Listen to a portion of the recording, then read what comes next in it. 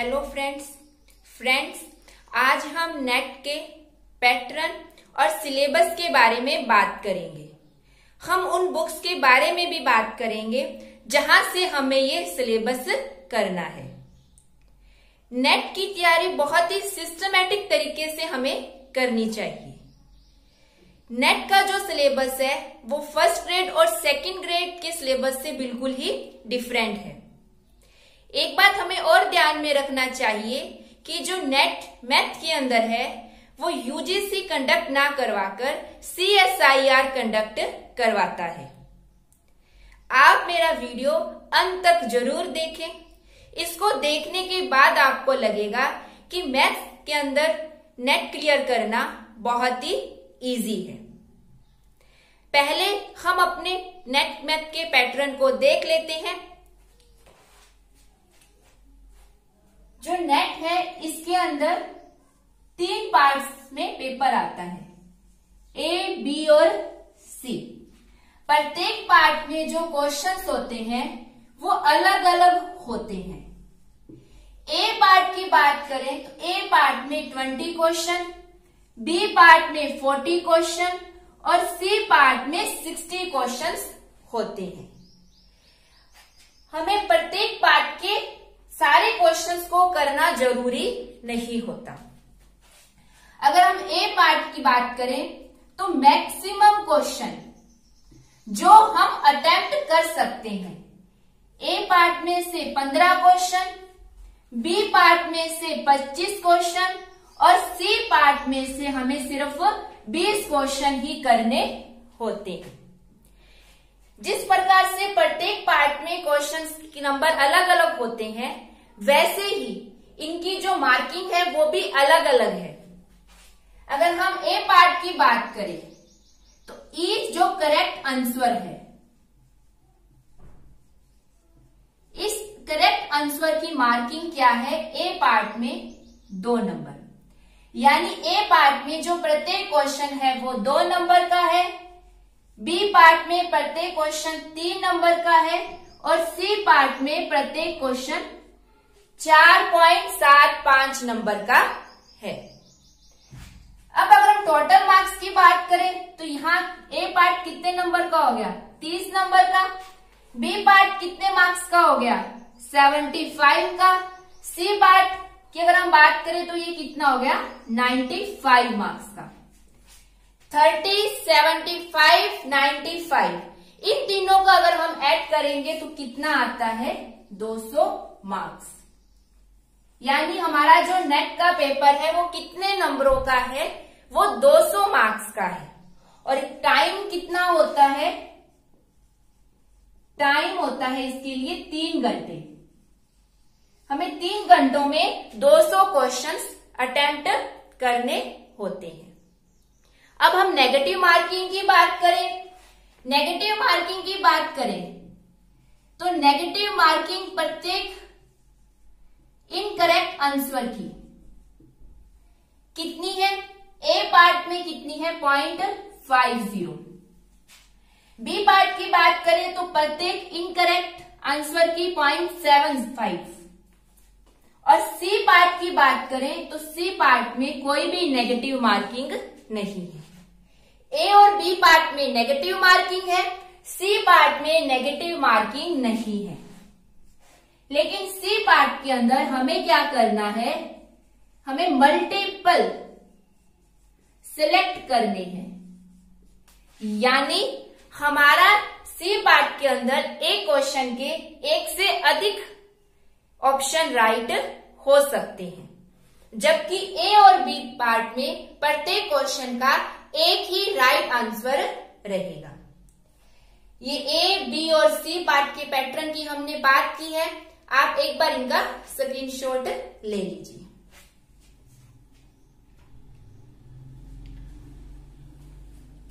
अब हमने देखा है कि हमने 3 घंटे के अंदर कितने क्वेश्चन अटेम्प्ट करने हैं? 200 क्वेश्चन हमें अटेम्प्ट करने हैं। और कितने पार्ट हैं? A पार्ट, B पार्ट और C पार्ट। अब हम प्रत्येक पार्ट में आने वाले सिलेबस की बात करते हैं और हम उन बुक्स की भी बात करेंगे जहां से हमने ये सिलेबस करना है। तो पहले हम ए पार्ट की बात करते हैं। पार्ट ए की हम बात करें तो पार्ट ए है जिसमें 20 क्वेश्चंस आते हैं और हमें सिर्फ 15 क्वेश्चन ही अटेम्प्ट करने होते हैं। तो पार्ट ए में क्या आते हैं? General aptitude,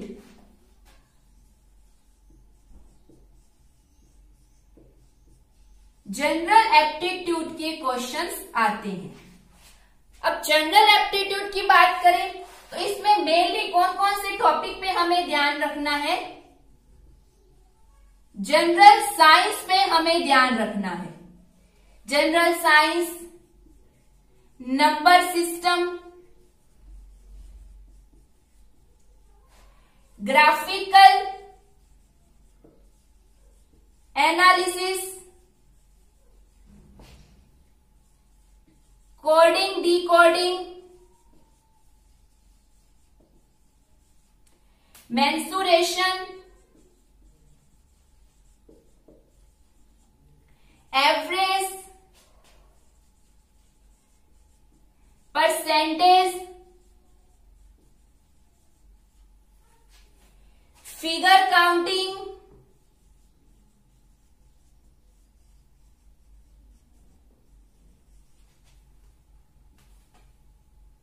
logical analysis, logical reasoning,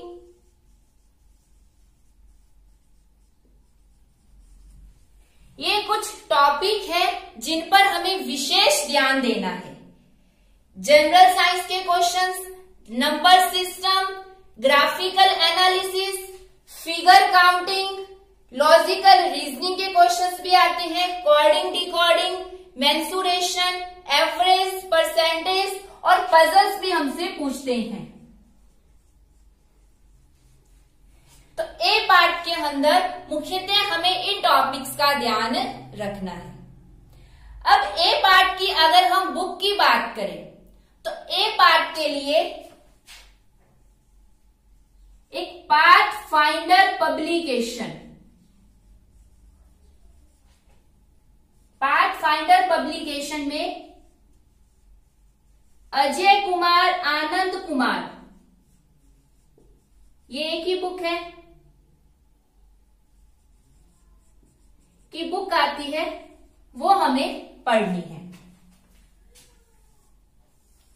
path finder publication, Ajay Kumar, Anand Kumar.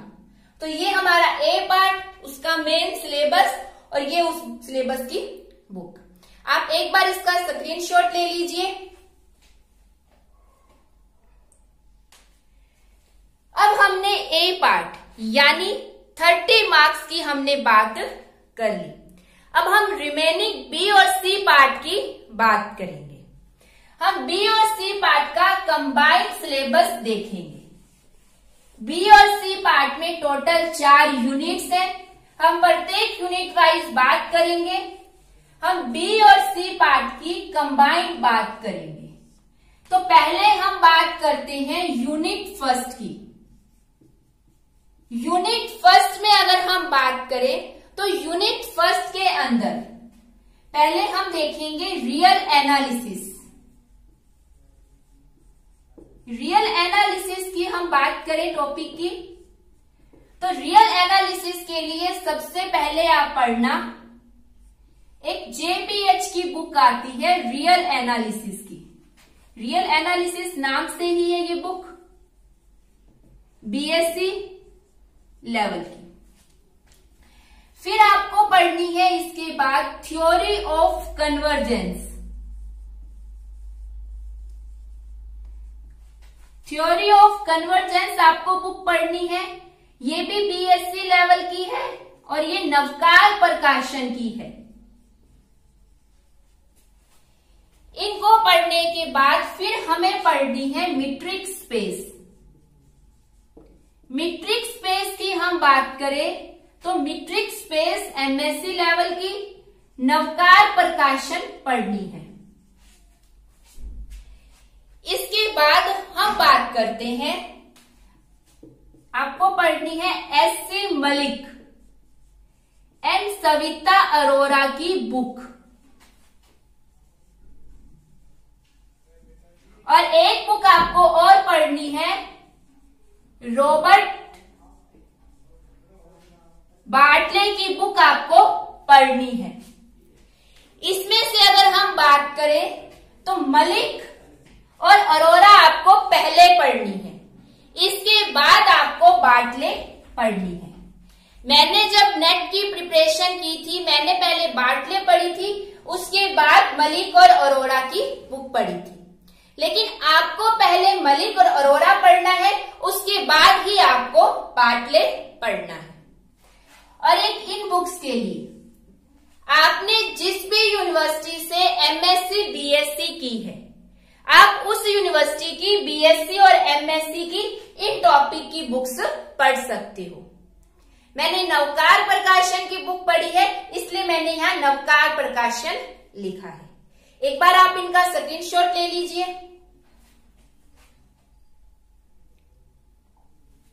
अब यूनिट फर्स्ट के अंदर ही हम सेकंड पार्ट की बात करेंगे, लीनियर अलजेब्रा। रियल एनालिसिस ये लगभग 60 से 70 मार्क्स का पेपर इसमें से आता है, रियल एनालिसिस में से। इसके ही हम सेकंड पार्ट की बात करें, रियल एनालिसिस, और सेकंड पार्ट है लीनियर अलजेब्रा। यूनिट फर्स्ट का second part linear algebra. Linear algebra में से लगभग 50 से 60 मार्क्स का पेपर आता है। और लीनियर अलजेब्रा के लिए सबसे पहले वही जो हमने बीएससी एमएससी में बुक पढ़ी है, तो लीनियर अलजेब्रा की एमएससी में बुक है एक नवकार प्रकाशन की। इसी लीनियर अलजेब्रा के नाम से ही है, पहले हमें वो बुक पढ़नी है। उसके बाद लीनियर अलजेब्रा में हमें पढ़ना है सोहम सीरीज, सोहम्स आउटलुक या सोहम सीरीज की बुक हमें पढ़नी है। इसके साथ ही आपको एक बुक और पढ़नी है A.R. वशिष्ठा।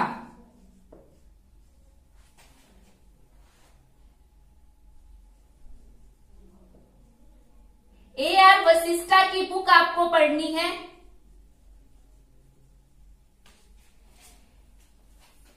लीनियर अलजेब्रा के लिए 3 बुक्स, एमएससी नवकार प्रकाशन, सोहम सीरीज, A.R.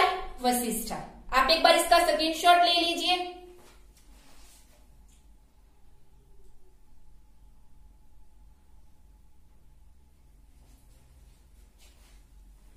नेक्स्ट हम बात करते हैं यूनिट नंबर 2 की।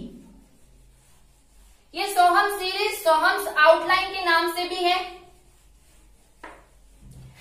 यूनिट नंबर 2 की बात करें हम, यूनिट 2 में अगर हम बात करें तो यूनिट 2 में भी हमें 2 टॉपिक विशेष रूप से पढ़ने हैं, एक कॉम्प्लेक्स एनालिसिस और एक एब्स्ट्रैक्ट अलजेब्रा।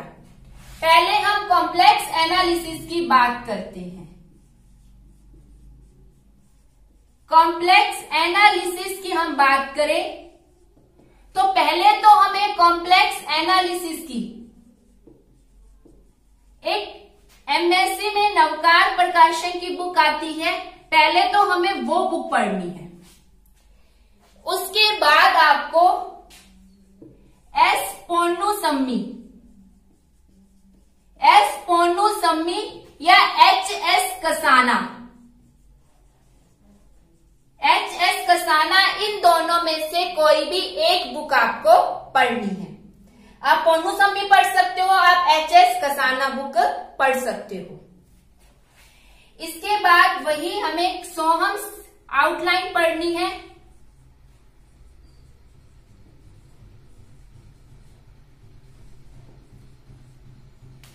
इन दोनों में से आप कोई भी एक बुक पढ़िए, उस बुक को पढ़ने के बाद आपको सोहम्स आउटलाइन की बुक पढ़नी है। आप इसका भी एक बार स्क्रीनशॉट ले लीजिए। कॉम्प्लेक्स एनालिसिस के बाद हम बात करते हैं एब्स्ट्रैक्ट अलजेब्रा की। कॉम्प्लेक्स एनालिसिस अगर हम मार्क्स की बात करें तो लगभग 30 से 35 मार्क्स का पेपर इसमें से आता है। और इससे पहले हमने लीनियर अलजेब्रा की बात की थी। लीनियर अलजेब्रा में लगभग 50 से 60 मार्क्स का पेपर आता है। यूनिट सेकंड में हम बात करें तो सेकंड टॉपिक आता है एब्स्ट्रैक्ट अलजेब्रा का। एब्स्ट्रैक्ट अलजेब्रा की हम बात करें तो एब्स्ट्रैक्ट अलजेब्रा में हमें पढ़नी है, इसके अंदर हिंदी ग्रंथ अकादमी जयपुर की डॉक्टर पी.सी. मुनोत वे डॉक्टर मृदुला गर्ग, इसकी एक बुक आती है हिंदी ग्रंथ अकादमी की एब्स्ट्रैक्ट अलजेब्रा के नाम से ही वो हमें बुक पढ़नी है। Doctor PC. Munot, doctor Mridula Garg, abstract algebra के नाम से हिंदी ग्रंथ अकादमी जयपुर। हिंदी ग्रंथ अकादमी जयपुर, ये बुक पढ़नी है। नेक्स्ट हम बात करें एब्स्ट्रैक्ट अलजेब्रा में तो हमें पढ़नी है जोसेफ गैलियन की बुक हमें पढ़नी है। जोसेफ गैलियन की बुक पढ़ने के बाद आप पढ़ना विजय खन्ना एंड एस.के. बाम्बरी की बुक आप पढ़ना। एब्स्ट्रैक्ट अलजेब्रा की हम बात करें तो डॉक्टर पी.सी. मुनोत और doctor Mridula Garg, Joseph A. Gallian, उसके बाद विजय खन्ना और एस.के. बाम्बरी की बुक आपको पढ़नी है। एक बार आप इनका स्क्रीनशॉट ले लीजिए। ये भी 30 से 35 मार्क्स की है। इस प्रकार से हमने यूनिट फर्स्ट और यूनिट सेकंड की बात की। यूनिट फर्स्ट में है, पहले हमने देखा रियल एनालिसिस, उसके बाद हमने बात की उसके अंदर लीनियर अलजेब्रा। सेकेंड यूनिट में कॉम्प्लेक्स एनालिसिस और एब्स्ट्रैक्ट अलजेब्रा। दोनों ही यूनिट इंपॉर्टेंट है और काफी इंटरेस्टिंग और अच्छी भी है। नेक्स्ट हम बात करते हैं यूनिट थर्ड की। यूनिट थर्ड की अगर हम बात करें तो यूनिट थर्ड में लगभग 40 से 45 मार्क्स का पेपर आता है। यूनिट थर्ड में क्या आती है? Ordinary differential equation and partially differential equation. ODE और पीडीई में से क्वेश्चंस बनते हैं। ओडीई और पीडी की बात करें तो इसके लिए वही पहले तो हमें नवकार प्रकाशन की बुक पढ़नी है एमएससी लेवल की। उसके बाद हम बात करें तो हमें पढ़नी है एमडी राय सिंघानिया। एमडी राय सिंघानिया की बुक हमें पढ़नी है। इसके साथ ही एमडी राय सिंघानिया की एक बुक और आती है एडवांस्ड डिफरेंशियल इक्वेशन। आप वो भी बुक पढ़ सकते हो। तो ओडीई पीडी में मुख्यतः मेन एमडी राय सिंघानिया की बुक्स रहेंगी। इन सबको करने के बाद आपको एक बुक और पढ़नी है टी अमरनाथ की। टी अमरनाथ की बुक आपको पढ़नी है। टी अमरनाथ। इसी के अंदर एक टॉपिक और आता है यूनिट थर्ड में इंटीग्रल इक्वेशन। इंटीग्रल इक्वेशन के लिए भी पहले तो आपको एमएससी लेवल्स की बुक पढ़नी है। उसके बाद इसके लिए भी एमडी राय सिंघानिया की बुक आती है, वो बुक आपको पढ़नी है। MD Rai Singhania. ODE PD में भी आपको बुक आती है, इसी नाम से ही आती है, ordinary differential equation, partially differential equation, MD Rai Singhania. Integral equation में भी आपको एमडी राय सिंघानिया की बुक आती है, वो आपको पढ़नी है। इसके साथ साथ यूनिट 3 में एनए न्यूमेरिकल एनालिसिस टॉपिक भी है। एनए के लिए आप जैन एंड अयंगर की बुक पढ़ सकते हैं। जैन एंड अयंगर की बुक आती है, वो भी आप कर सकते हो एनए में। एक बार आप इनका स्क्रीनशॉट ले लीजिए। इस प्रकार हमने 3 यूनिट की बात कर ली, यूनिट 1, यूनिट 2 और यूनिट 3। यूनिट जो 4 है वो बेसिकली जो स्टैटिस्टिक्स के स्टूडेंट्स हैं उनके लिए है। तो यहां हम सिर्फ 3 यूनिट की ही बात करेंगे। अब हम उस स्ट्रेटजी की बात करते हैं जिस स्ट्रेटजी से हम नेट क्लियर कर सके। तो पहले तो हम बात करें कि हमें एग्जाम के अंदर पेपर को किस प्रकार से अटेम्प्ट करना है। पेपर के अंदर 3 पार्ट है और टाइम हमारे पास सिर्फ कितना है, 3 घंटे। तो सबसे पहले तो आप पार्ट बी को 50 मिनट के लिए सॉल्व कीजिए। 50 मिनट में जितना भी सॉल्व हो जाए, आप 50 मिनट के बाद नेक्स्ट पार्ट सी को सॉल्व कीजिए और उसके बाद आप पार्ट ए को सॉल्व कीजिए। पार्ट ए में हमें कितने क्वेश्चंस करने हैं, सिर्फ 15 क्वेश्चन। तो 20 मिनट सफिशिएंट है, 20 मिनट में आप 15 क्वेश्चन इजीली कर सकते हो। इनमें हमारा कितना टाइम कंज्यूम हो गया, 2 घंटे हमारे लग गए। इसके बाद आपको करना है पार्ट सी।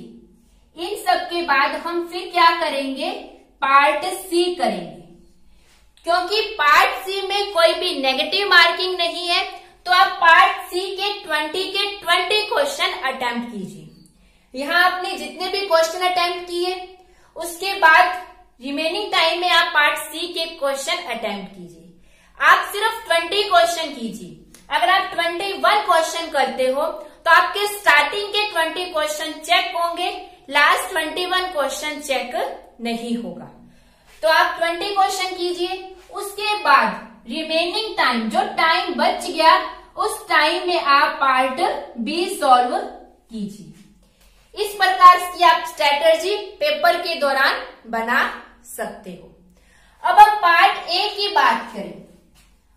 पार्ट ए हमारी जनरल एप्टीट्यूड पर बेस है। अब पार्ट ए पर प्रैक्टिस कीजिए। पार्ट ए कंप्लीट प्रैक्टिस पे डिपेंड करता है। आप लास्ट ईयर्स के क्वेश्चन पेपर देखिए, उसमें देखिए किस किस टाइप के क्वेश्चंस आ रहे हैं। उसके पश्चात आप प्रैक्टिस कीजिए।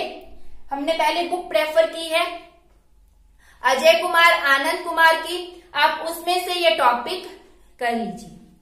अगर आप अच्छे से इस टॉपिक को करते हो तो आप इसके अंदर कंप्लीट मार्क्स ला सकते हो। मैं ऐसा इसलिए कह रही हूं क्योंकि इस पार्ट ए ऑप्शन में मेरे सारे क्वेश्चन राइट थे, यानी मुझे इसमें 30 में से 30 मार्क्स मिले थे। तो आप भी इस पे प्रैक्टिस कीजिए, तो आपके भी आराम से 30 में से 30 मार्क्स आ सकते हैं। अब नेक्स्ट हम बात करते हैं कि हमारा टोटल पेपर कितने मार्क्स का आता है। हमने पहले बात की थी part A, part B, part C में अलग अलग क्वेश्चंस आते हैं। Part A, part B, part सी।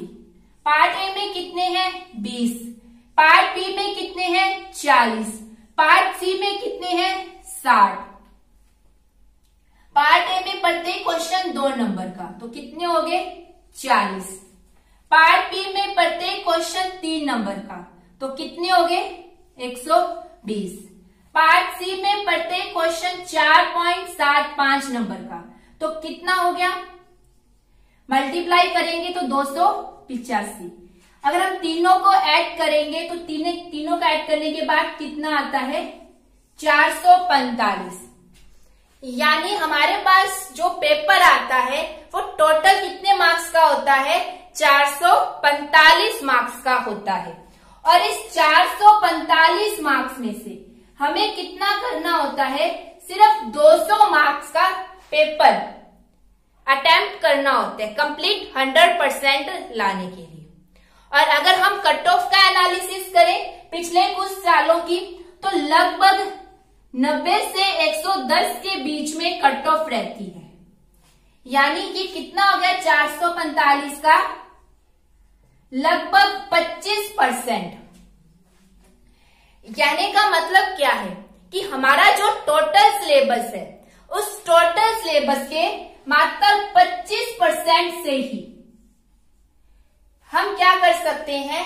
हम अपनी नेट इजीली क्लियर कर सकते हैं। बस आपको सिस्टमैटिक तैयारी करनी है। हमें क्या करना? हमने देखा था कि लीनियर अलजेब्रा और जो पहला टॉपिक था रियल एनालिसिस, वो ज्यादा मार्क्स का है। अगर हम यूनिट फर्स्ट को अच्छे से डीपली से स्टडी करें और यूनिट सेकंड और थर्ड को सरफेस से भी करें तो हमारा नेट के अंदर सिलेक्शन श्योर है। हमें करना क्या है? हमें सबसे पहले तो वो टॉपिक सिलेक्ट करने हैं जिसमें हमारा इंटरेस्ट है, जो हम कर सकते हैं। टॉपिक सिलेक्ट करने के बाद आप बीएससी और एमएससी आपने जिस भी यूनिवर्सिटी से की है, आप उस यूनिवर्सिटी की बुक्स को पढ़िए। उस बुक्स को पढ़ने के बाद मैंने प्रत्येक टॉपिक की 2-2 बुक्स बताई है, पर आप सबसे पहले उनकी जो फर्स्ट मैंने बुक बताई है आप वो पढ़िए। जैसे रियल एनालिसिस में आप पहले एससी मलिक और सविता अरोरा पढ़िए, और लीनियर अलजेब्रा में आप सोहम सीरीज पढ़ लीजिए। वो आप एयर वशिष्ठा भी पढ़ सकते हो। कहने का मतलब आप प्रत्येक टॉपिक की पहले एक बुक पढ़ लीजिए, अच्छे से उसको स्टडी करिए, उसके बाद आप फिर सेकंड बुक पे आना और फिर आप देखोगे कि आपको नेट के अंदर सिलेक्शन बहुत ही इजी तरीके से हो जाएगा। साथ के साथ आप लास्ट ईयर के क्वेश्चंस पेपर भी जरूर देखना। लास्ट ईयर के क्वेश्चंस पेपर्स को देखने से आप अपनी स्ट्रेटेजी को डिसाइड कीजिए कि मैं किस प्रकार से किस टॉपिक पर कितना टाइम दे सकती हूँ या दे सकता हूँ और किसको कितने अच्छे से कर सकती हूँ। सभी को मेरी तरफ से all the best net exam के लिए। Thank you.